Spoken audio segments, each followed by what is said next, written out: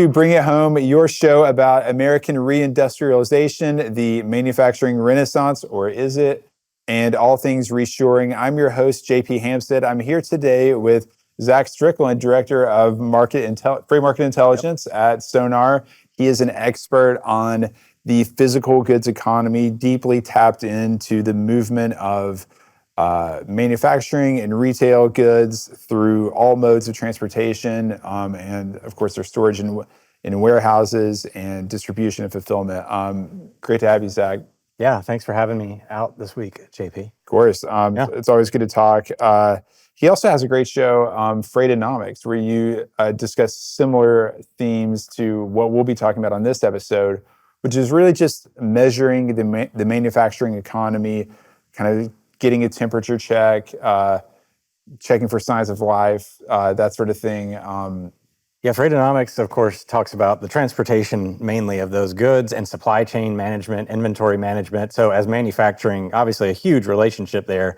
A lot of people were really excited, to start the year about some of this trade policy stuff that's been kind of tamped down a little bit over the last several months. But the idea of moving goods more frequently in the United States was it was supposed to be a huge boon for transportation markets, but it hasn't necessarily manifested that way.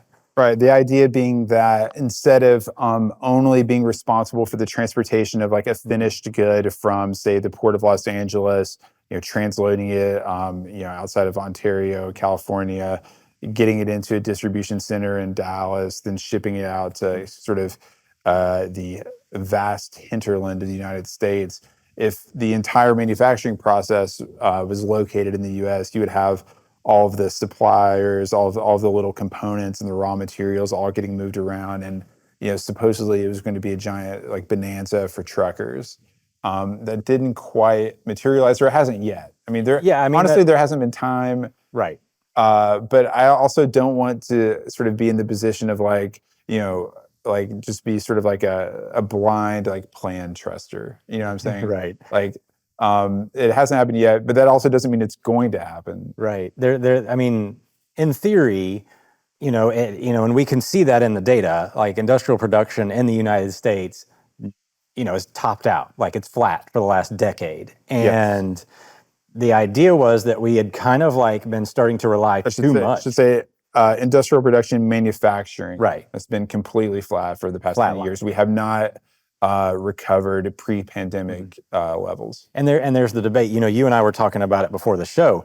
Are we looking at industrial production and manufacturing the right way? Is this an antiquated view of how we, think about production? Because theoretically, we haven't really lost the ability to make things. We just aren't because of economics and that dynamic shifting, because companies and businesses have gone elsewhere over the last 30, 40 years on purpose. That has been part of our policy for the last 30, 40 years, because we didn't necessarily view those. We thought that was a good way for us to kind of help, globalization, in terms of we have an influence now in places like China, Japan, Europe.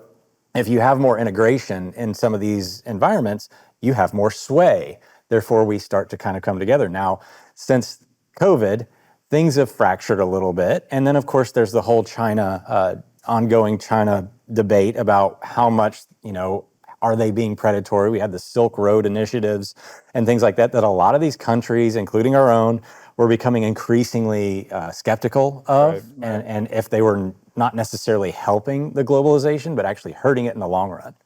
Yeah, and some of those have been some of those Silk Road initiatives have been backed out of. Some of them have just outright failed. Some, when you have government, as impressive as China's manufacturing prowess is, I don't think that most people would say that the Communist Party of China is the most prudent capital allocator in the world. You know what I'm saying? They just throw money at things and build things that aren't necessarily needed. The capacity outpaces demand and for many things. And that's been tracked for a while. And so some of these projects were sort of misguided. Some of them were intentional debt traps for those countries. Some of them were, just very, there are many stories and many different reasons why those were built.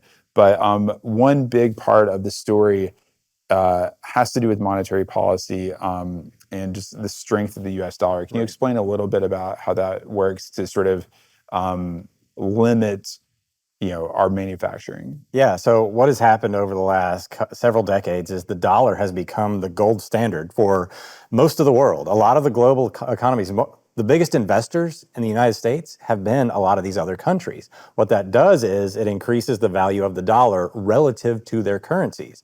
China is probably the most infamous for doing this, devaluing their currency in relation to ours so that we purchase more of their stuff. It's more affordable. And the system has been set up. I mean, there are several sort of reasons why it exists. At a basic level, you can think, we know that like oil and many other global commodity markets are denominated in dollars, which means that they're priced in dollars. And ultimately, if your country wants to buy a bunch of oil, it has to buy them with dollars. That means that foreign countries have to own dollars, which means they have to sell their own currency and buy dollars, right? So so implicitly like reducing the demand for their own currency, increasing the demand for our currency.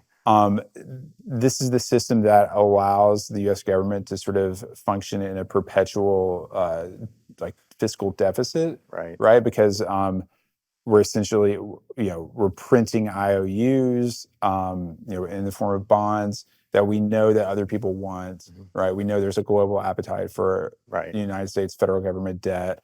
At least there has been historically, and, when the market gets saturated, yields go up and things like that.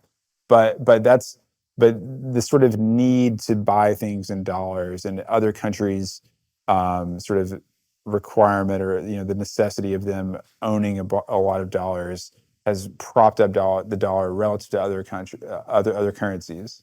But what that does, if we make something now, the cost of a widget in America, if we send it over to another country, that the cost of that widget is now, it's been built in our economy where it's more expensive to make it and manufacture it. So now other countries can't afford the stuff that we make.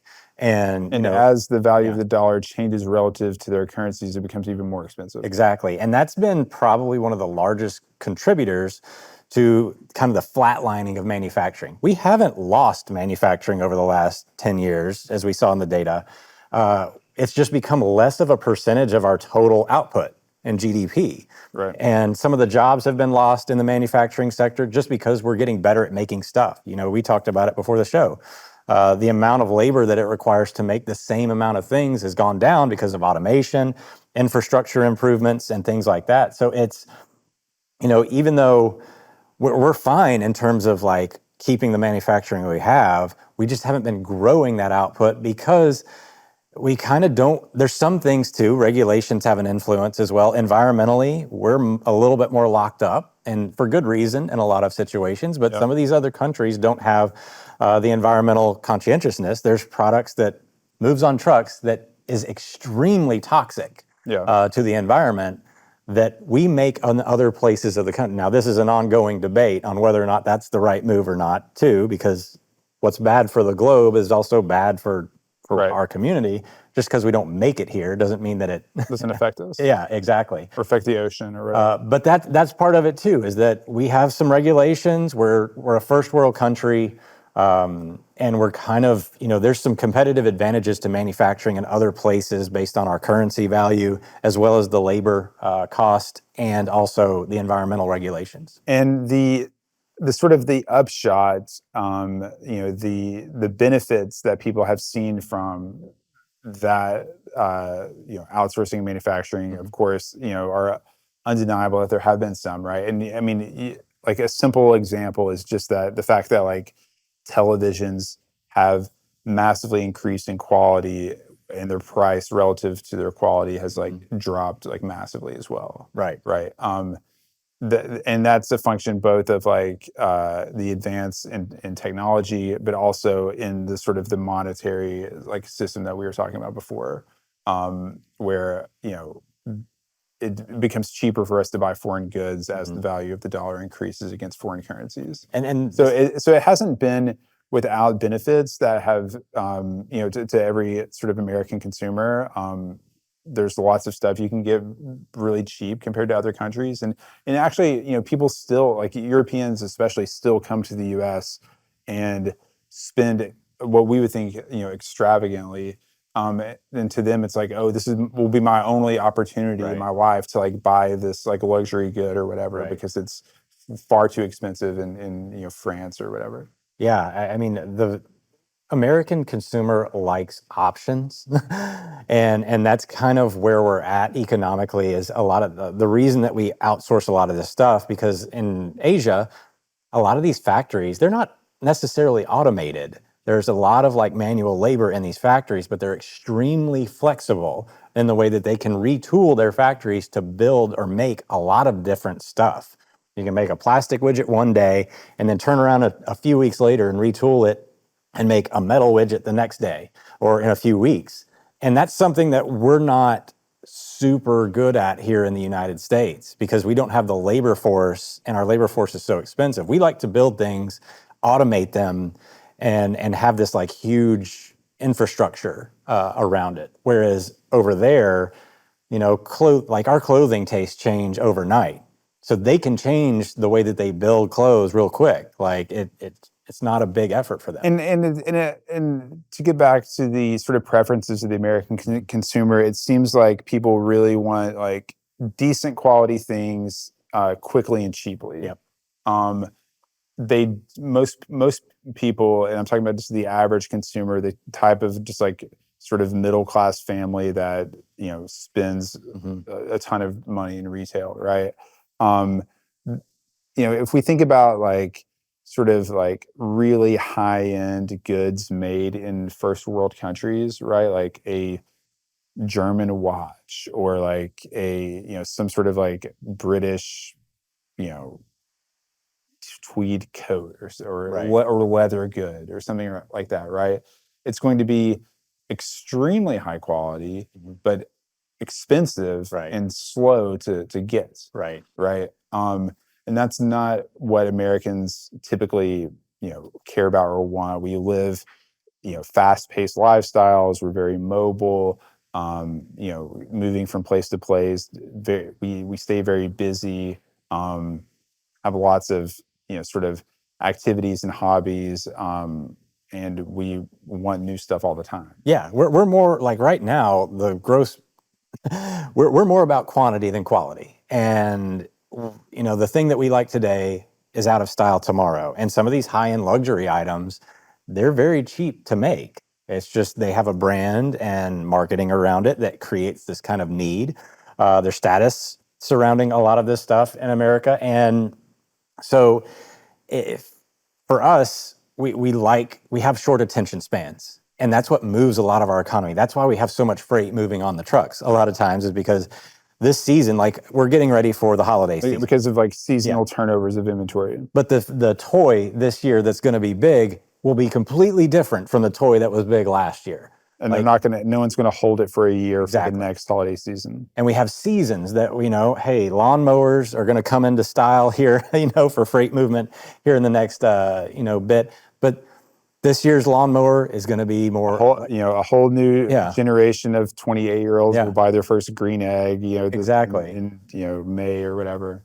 And a lot of the barriers to entry here in America are the fact that we're just not that flexible with our manufacturing processes, because our labor is fairly expensive. Like it's not something that you can just retool overnight and make. You need a long-term plan and sustainability for that manufacturer to commit to building here, because it is so expensive. Right. And the automation, while it can make things faster and cheaper, it is less flexible by definition. Well, it's the old, so if you want a Model T, we'll give it to you in black.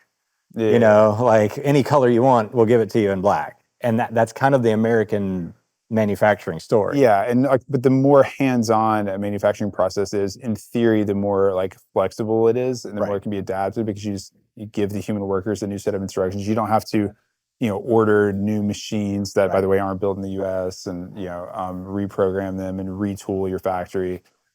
So highly automated manufacturing processes are more rigid, less flexible, less adaptable.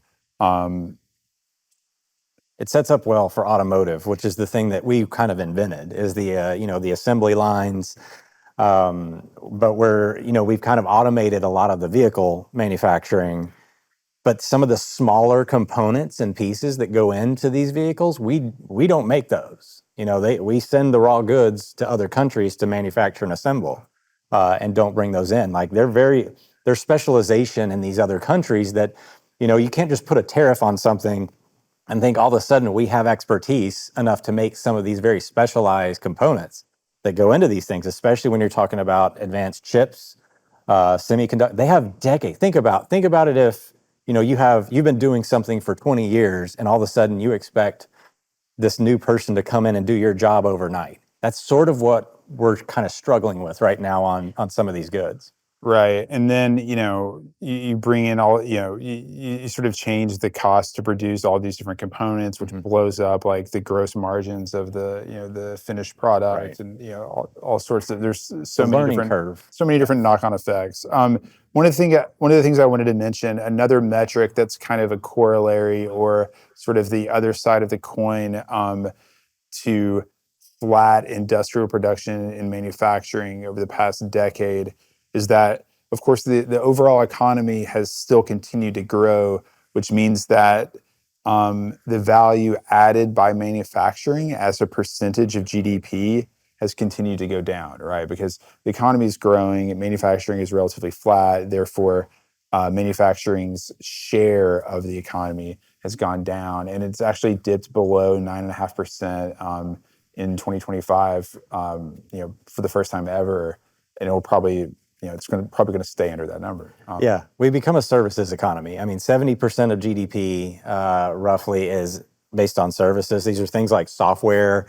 And it's interesting. We were talking about this before the show. I wonder if software, like a big part of the whole like reindustrialization movement and sort of mindset is to kind of focus on atoms rather than bits. Mm-hmm.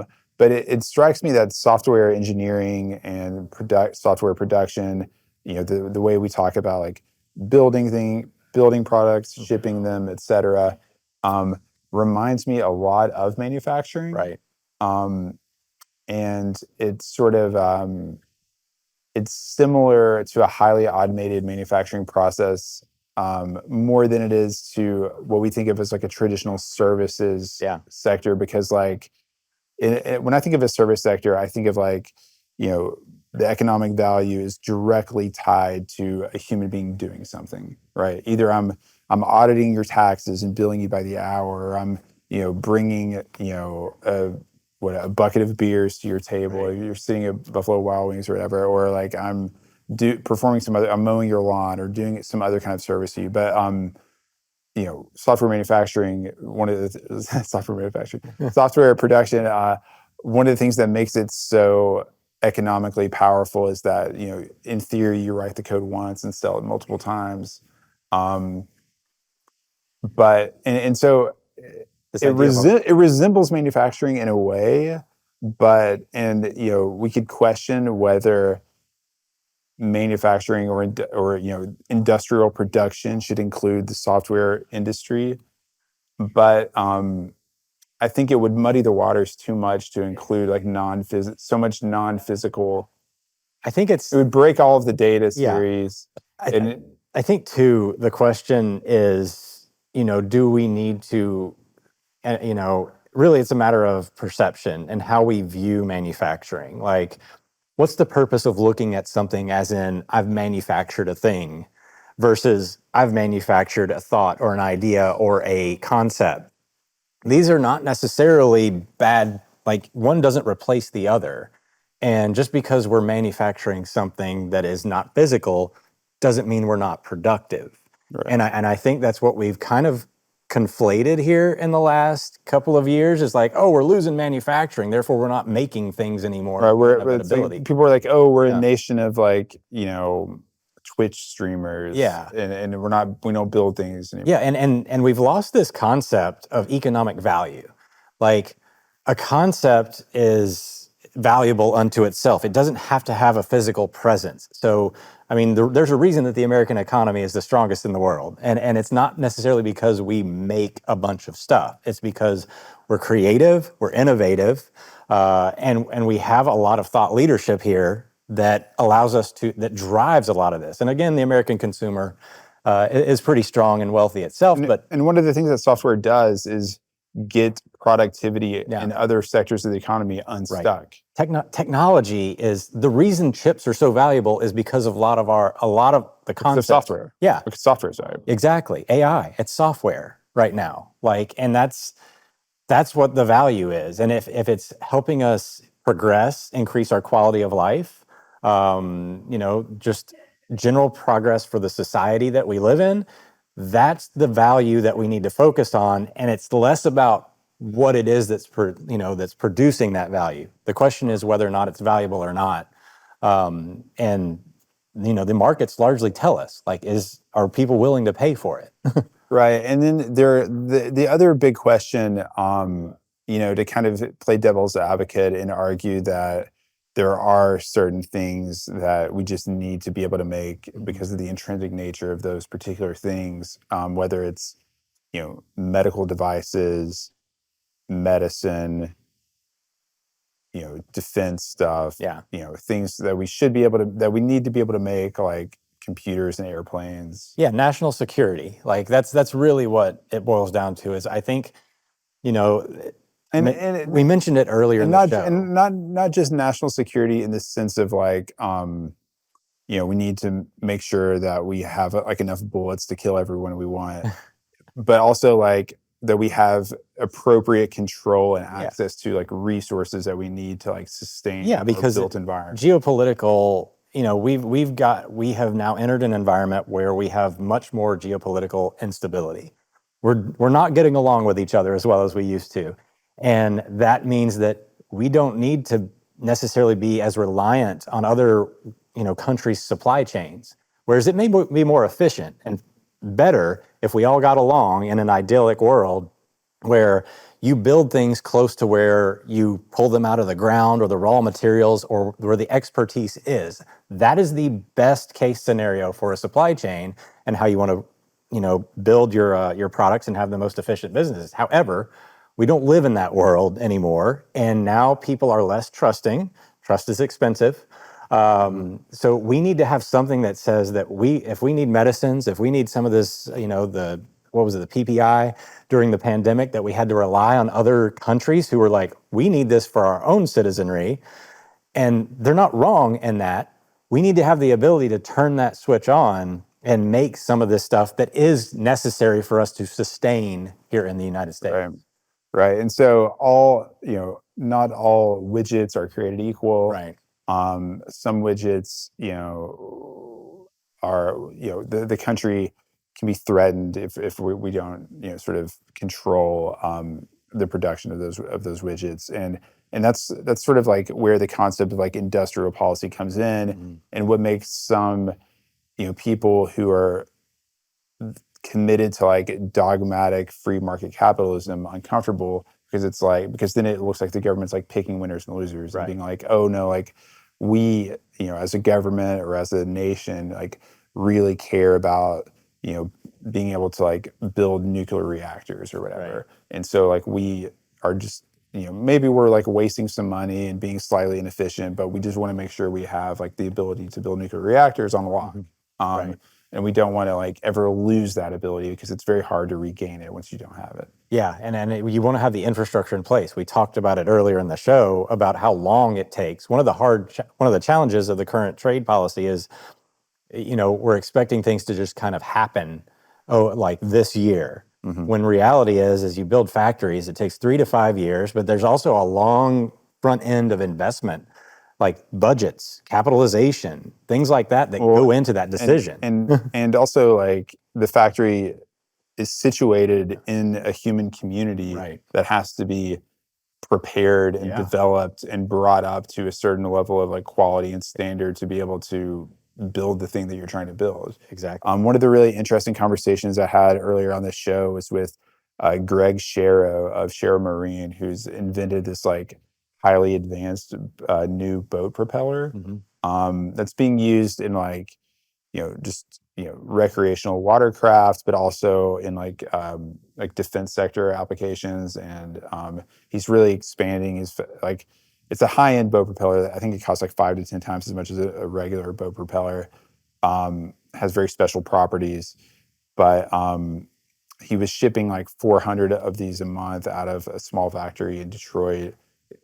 They're currently expanding to be able to ship 2,000 a month. But he told me a story about like why he founded the company in Philly, and why let's say Pennsylvania. And he was telling me about like why he chose to move it to Detroit, and he said it was all because of like human capital. He was part of his manufacturing process involved like really complicated amounts of code to calculate the geometries of these very odd looking propellers that are like these like three-dimensional like metal like loops, right, that don't look like blades, right? And he was polling all of these different manufacturing centers around the world, asking them like, okay, like I need to like program this machine to be able to do this and like cut this out of like solid steel, blah, blah, blah.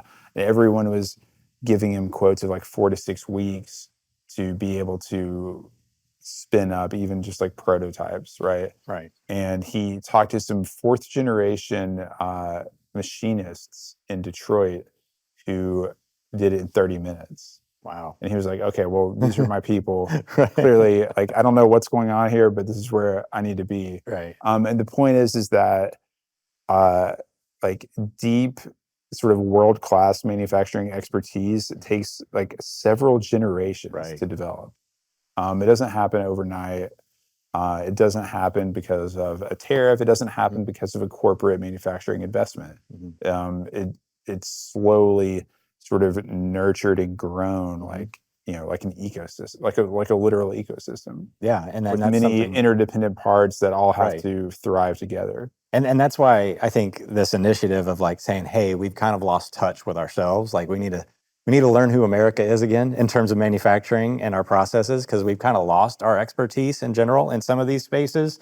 Not that we can't get it back, but I think we have, I mean, if you let companies and businesses and incentivize them to kind of, get too spread out and too, decentralized, you expose it to a lot of risks. And that's something that we have not kept in check. Like you get this specialization happening in other parts of the globe, like that we've lost an understanding of. And one of the things I want to talk a little bit about in this episode, Zach, is sort of the disjunction between all of these very large, multi-billion-dollar manufacturing investment announcements, these splashy press releases from the White House and companies like Apple or Micron or Taiwan Semiconductor Company or AstraZeneca. Right. The sort of the disjunction between trillions of dollars that are supposedly been pledged to be invested, and the fact that like, well, industrial production in manufacturing is flat. Industrial production total index, which includes the oil and gas industry, it's growing very slowly, but it's sort of near record highs. But manufacturing output hasn't recovered 2018 levels. It's flat. Is it just a matter of timing, or what's going on? Like, how are we supposed to square like St. Louis like Fred data with like what Donald Trump says? I mean, I don't. I think you never want to get. I never like to get into the politics of the situation, but clearly the White House has a spinning mechanism there that they want to state things, and a lot of these numbers,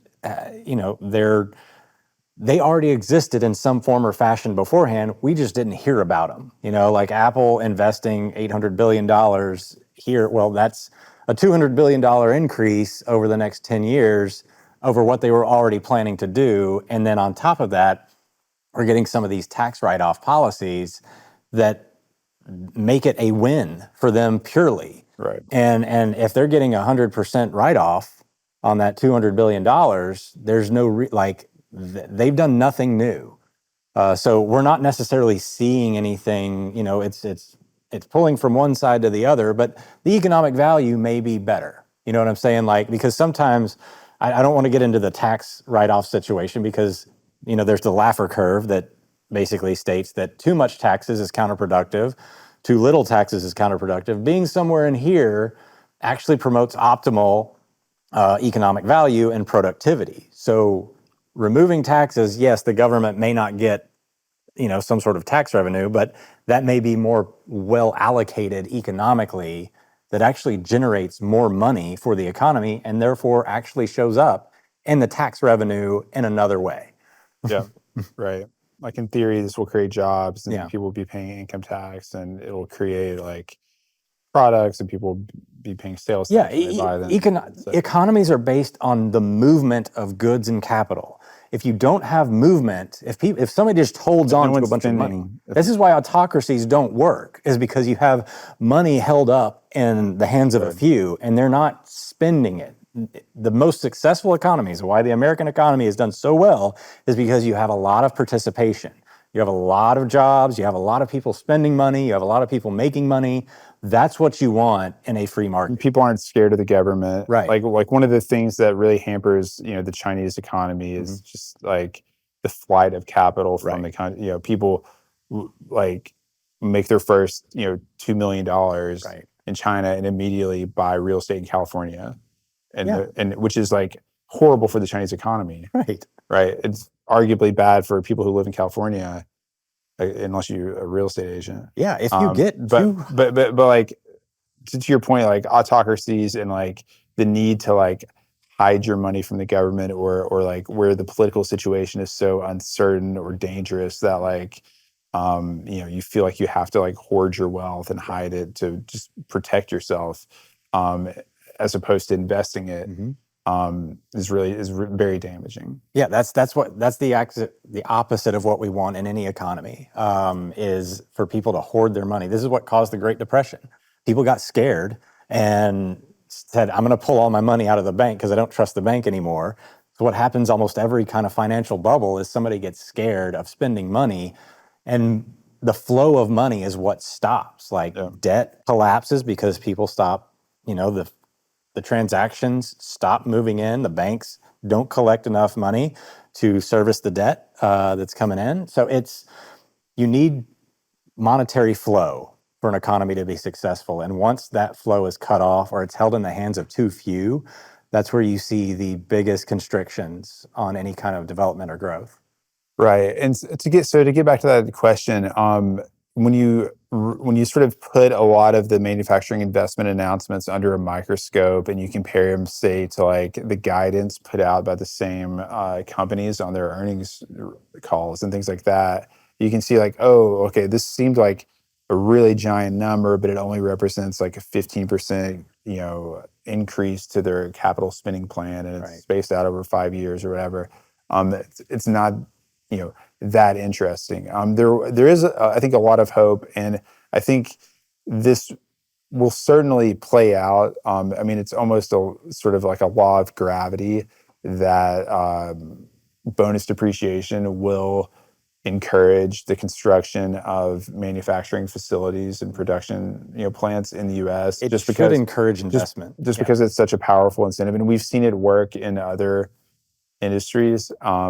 In the past Trump administration, it's something of a cheap accounting trick, but it works for a while, and but yeah, it's what created the economic boom in 2017-18. Like a lot of that investment, it was a sugar high, is what it was for the economy. We saw this manifest in the freight market. We had a lot of other things going on in the freight market in 2017, 2018, ELDs, Hurricane Harvey, some other stuff that was happening there. We were coming out of kind of a mini freight recession period too, but the economy and investment cycles got a big boost from this bonus depreciation and some of these tax write-offs that a lot of these companies were like, okay, we can just write off all of this for tax purposes this year. And so it kind of like, we're going to invest what we would have done over the next 3 years all in 1 year because we're encouraged to. Right. And that's kind of the argument against it a little bit is, are you boosting the economy with kind of the sugar high mentality that's short-lived? But it's also as a just company, like you have to take it almost. Yeah, you have to take it. It makes too much sense not to, which is Yeah. why it works. And will certainly provide like a short-term acceleration in those kinds of investments. But many of them will take years to play out. Yeah.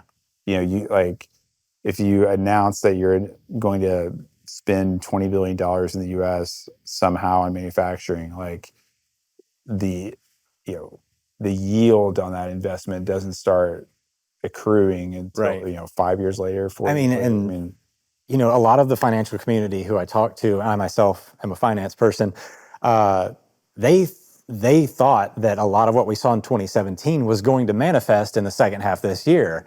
Now, the financial markets, myself included, sometimes get a little bit ahead of ourselves because we're so used to this fast movement, fast pace. It has not manifested. If you look at GDP, the investment figure is nil. Like, Right. we're not seeing any change there. Consumption is actually pretty good and flat-ish if you adjust for inflation. And, the import-export, reconciliation has been throwing it off. But the investment side of things has not happened this year. And that's the thing that the manufacturing, that's what I think a lot of people were expecting this year, was this boost from investment that has not happened yet. So some people have said, well, it's going to happen in 2026. The biggest barrier to this right now is the uncertainty. And that's the overstated cliche of 2025, is uncertainty is king right now, still, in terms of trade policy and growth mechanisms. Because if you think about it this way, we have, of course, a lot of data from import sectors and things like that. And of course, the maritime trade has been hugely impacted by tariffs and things like that. The amount of chaos. The container rates from China to the west coast of the U.S. Are now like down below $1,500 for a 40-foot container, which is lower than at any other time in 2025 or 2024. We're getting back to like 2023 post-pandemic crash levels. But think about what was happening in 2021 when everyone was so nervous about having over-reliance on China. Well, a lot of these companies put in a China plus one strategy for sourcing on their supply chain. India was a prime target for that. Guess what just happened to India in August? They got a 50% tariff slapped on them. Now, I'm not here to debate right or wrong because there's war, the Russian war with Ukraine and all that is a part of that.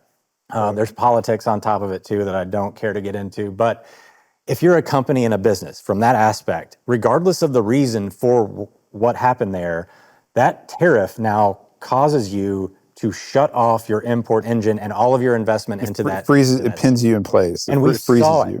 Import volumes collapsed almost immediately. That type of uncertainty, because you have now made it too expensive to deal with that country, like you're frozen. Even if you have a bonus depreciation that's saying, hey, build a thing or do something in a place, you're not sure what's going to happen next.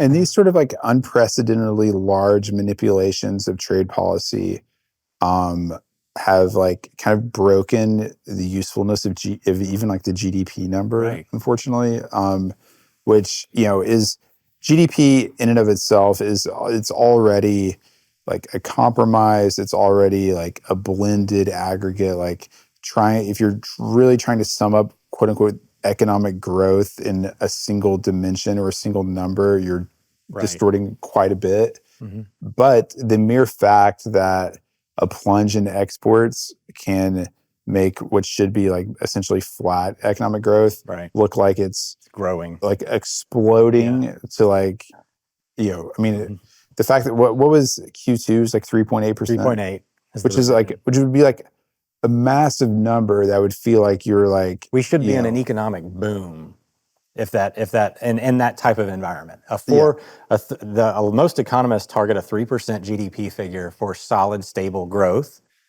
Anything above about a 3.5, and certainly once you get closer to 4, that's considered overheated.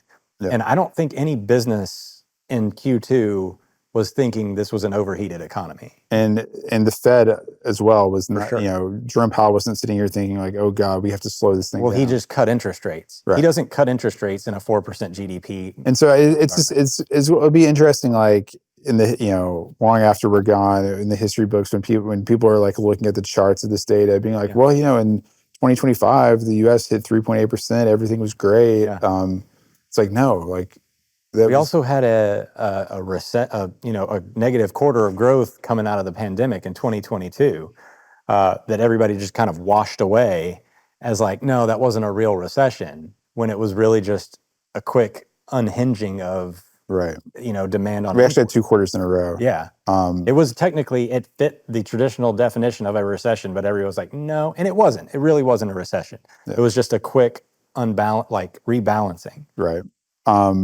And so, the theme of this episode is sort of like measuring the manufacturing economy and like all of the ways that sort of like the standard government data series are kind of touching different parts of the elephant, right? And with a blindfold on and trying to guess what it is that we're measuring and characterizing, right?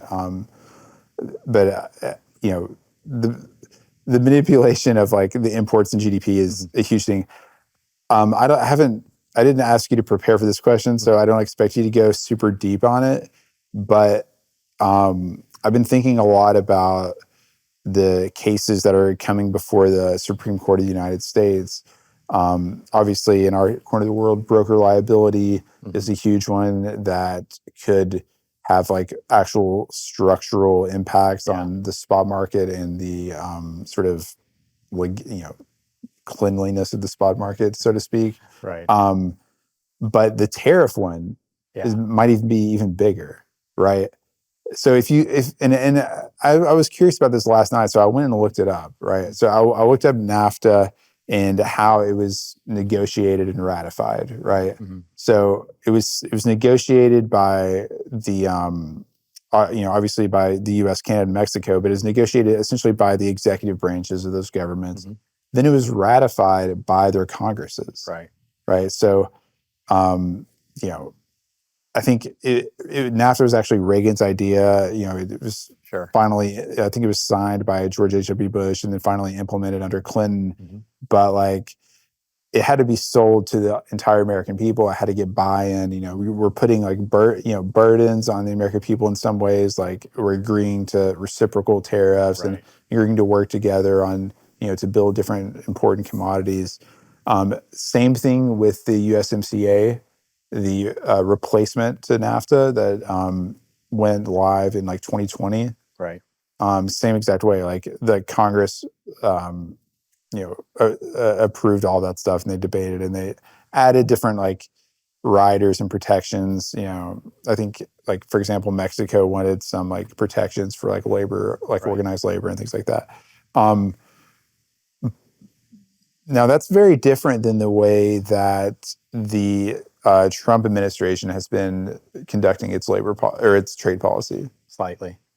Yeah. It's very different. This has been a policy of one really that's been implemented in his, base and contingency there that he has himself surrounded by. A lot of it comes from, of course, one of his main economic advisors. And he has been very much kind of protectionist in his traditional policies. And protectionism by itself is fairly counterproductive, but the purpose is to try to create enough balance and equitable positions for these countries. We obviously don't want to lose all of our manufacturing to other places. We don't want to lose the ability, for our certain types. Yeah, our domestic manufacturers of not just like things, but also food. The tomatoes, for instance, that had, they just repealed one of the, the things for importing Mexican tomatoes that makes it a little bit more equitable for the, it incentivizes people to grow tomatoes in America a little bit more because you have something that comes in that's cheaper that kind of undermines your ability. Now if we lose that relationship with Mexico, we don't have tomatoes. So we want to make sure that we have some of that here. That happens across agriculture in general. this upcoming Supreme Court case is really addressing how much authority does the president have over implementing policy alone. And traditionally, it's supposed to be Congress. And if this... Because it's like, and when you think about it, it's like, okay, like, I get the fact that Trump considers himself to be a very good negotiator. I get the fact that he loves working on like sort of one-on-one like deals, right? Well, it's faster. I think he views, and largely, again, his contingency is that government is fat and bloated and they're too slow and they've gotten too, external influence from other places. And he thinks he knows best. And that's the big debate is his speed and efficiency of execution worth and necessary in this period of time? Because that's really the debate. Is this necessary? Is he executing his authority under legal authority? Because here in America, we don't like one person having too much authority. Right. And right now we have a situation where one guy is basically making the GDP number do whatever he wants. And it's not just one guy. He has several advisors there. But you know what I'm saying? Like I mean, it whether you agree with his trade policies or not, we've seen the economic damage that can result from one person unpredictably introducing tariffs on a whole bunch of things, and no one really knows why. Well, it's why we have, or whether they're not. It's why we have councils. Like bureaucracy, most of the time, like we kind of view bureaucracy as kind of a negative because it's slow. We've all dealt with it in our own local governances. Not a lot of, you get, what is it when the old saying about you built a camel as a horse drawn by a committee? When you get too much groupthink going on, it's really inefficient and you don't get the best possible outcome. However, it also makes sure that you are not getting too buried into one person's you're not getting tunnel vision. And hopefully you're getting something that's like a product of consensus. Right? And something that's like a lasting framework. Like when NAFTA was passed, that gave a lot of companies like certainty about like what the sort of North American trade landscape is going to be. Same thing with the USMCA. These trade policies are not doing that, and you wonder like what happens to the economy if John Roberts decides just to pull the plug on this like experiment with like unilateral tariffs. Yeah, I mean, that's the thing you're trying to guard against. You don't really, once you get to a certain size and scale, you lose your ability to be fast in general. There's not a lot you can do there unless you put the power all in. Re-centralize authority. Yeah, and that's kind of the debate here. And of course, in America, we do not like too much centralized power. Right. We were built off of a decentralization of power on purpose. Right. Arguably, the reason why like our business community is so dynamic and powerful is because like our government sucks at regulating it. Yeah. You don't want the Republican Party, the conservatives on historically do not like government involvement. This is the opposite of that in a lot of ways. Right. And the free trade, I think the free trade dogma, especially with regard to China, was, I think, first broken during Trump's like election campaign, really in 2015 and 2016, and eventually through the course of his first term was adopted by both parties, where both parties are kind of realizing that our relationship with China has to change. But that still doesn't mean that like he's just like sort of unhinged, like shotgun blast in every direction. Like the Day of Liberation was like, it doesn't make the Day of Liberation like constitutional or legal or a good idea. Yeah, and that's we're starting to delve into the politics of a situation a little bit more, and we probably shouldn't go that far. That's true, but I mean, my main point here is that like the fallout from Liberation Day like messed with like economic data, and now it's up for review under the Supreme Court. No one really knows what John Roberts is going to do, and the other members of the Supreme Court. They've they've given Trump some wins. Yeah. They've reined him in on other things. Who knows? But if they were to just get rid of all the unilateral tariffs, what then would happen? Well, I think the reality is that not a lot would happen immediately. We would probably see this administration try another avenue, because now you have billions of dollars in these tariff revenues sitting there.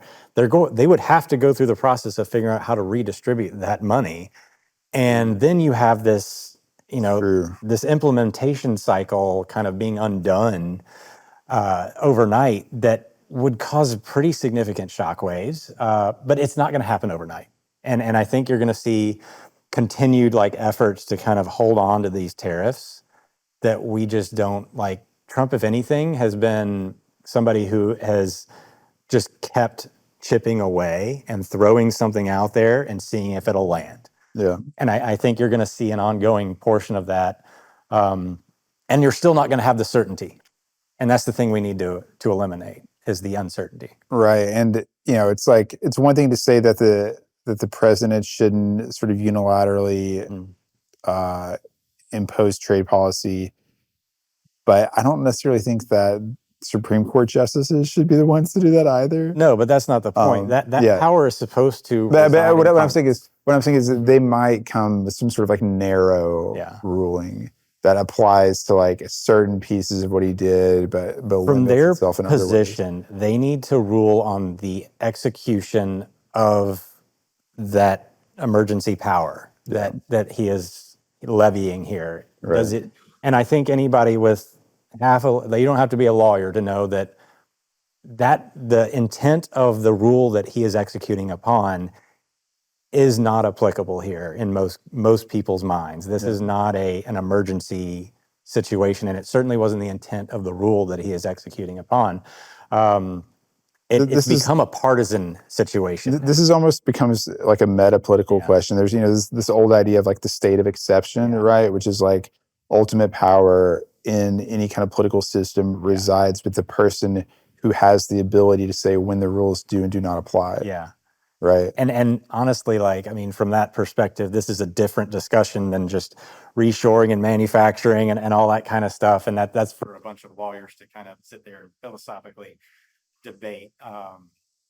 But Trump has made himself very adept at finding technicalities and exploiting them and using them to his advantage and making sure that whatever he thinks is right gets executed on. Now, you can agree with that if you want to. That's fine. But